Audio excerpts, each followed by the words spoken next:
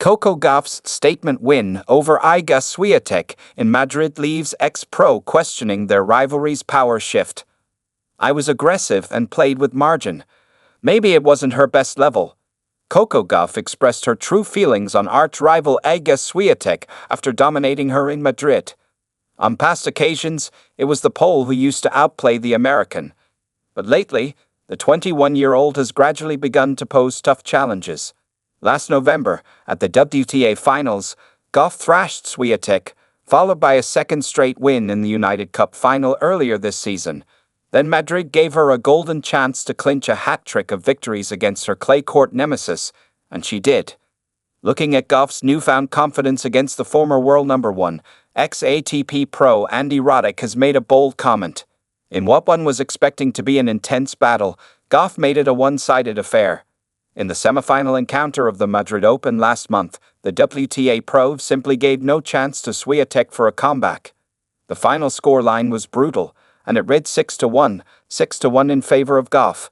Meanwhile, Swiatek was left so disappointed that she was seen crying midway while failing to outperform her American counterpart. And that, too, on clay, the surface where she mostly excels. After all, she's a four-time Roland Garros champion, right? But Gauff proved to be better than her in Madrid. In an episode of his Serve podcast, the 2003 US Open winner, Andy Roddick, discussed Gauff's immense improvement against Swiatek in recent encounters. Talking to journalist John Wertheim, he showered praises on the American youngster who's had a rough 2025 season so far. But in Madrid, she finally regained the winning momentum. She was emotional afterwards. You could tell she wants to break through and kind of re-enter this conversation, as one of the best players in the world. Roddick added, I think Sabalenka is kind of separated right now. And obviously, Iga has earned the right to be in that conversation all the time. But great week for Coco. Listen, you beat the person who's been your toughest matchup 1-1 on their surface. I don't care how Iga is playing, she's still one of the best players in the world on any surface, and Coco made a statement, I think. Moreover, he went on to coin a term for Gauff's dominant performance against Swiatek. I don't think statement win gets thrown around too often, but I was stunned by that scoreline. Wertheim agreed, saying, remember when Coco beat Iga in Saudi Arabia, WTA Finals group stage? And we all sort of said, keep an eye on this match. It's the end of the year, and it's not a major, but this had really been one-way traffic. This head-to-head, we all sort of said, well, Coco's, an exceptionally good player. She's won a major, but how is she going to get to number one when she has such a block against Iga?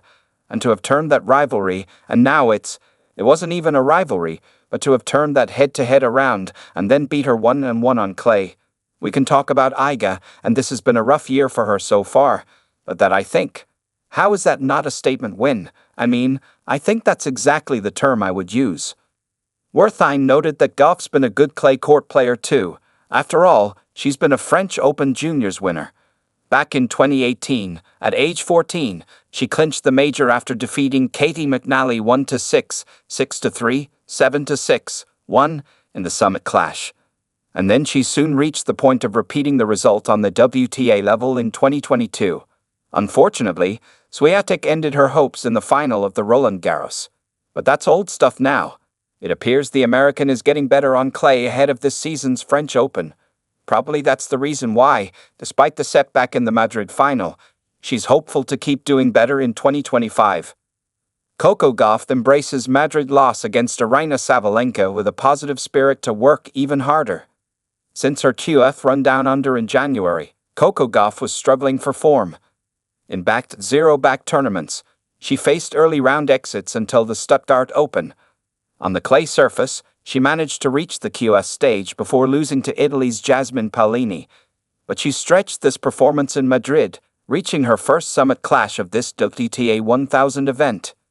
In the final obstacle, though, a two-time Madrid Open queen, Aryna Sabalenka, outperformed her. Prior to this meeting, the American was leading 5-4 against the Belarusian. But the world number one leveled the 2 tally soon. She defeated Gauff in straight sets. With a final scoreline of 6-3, 7-6-3, Sabalenka clinched her third WTA trophy this season. On the other hand, Gauff wasn't extremely upset with the end result.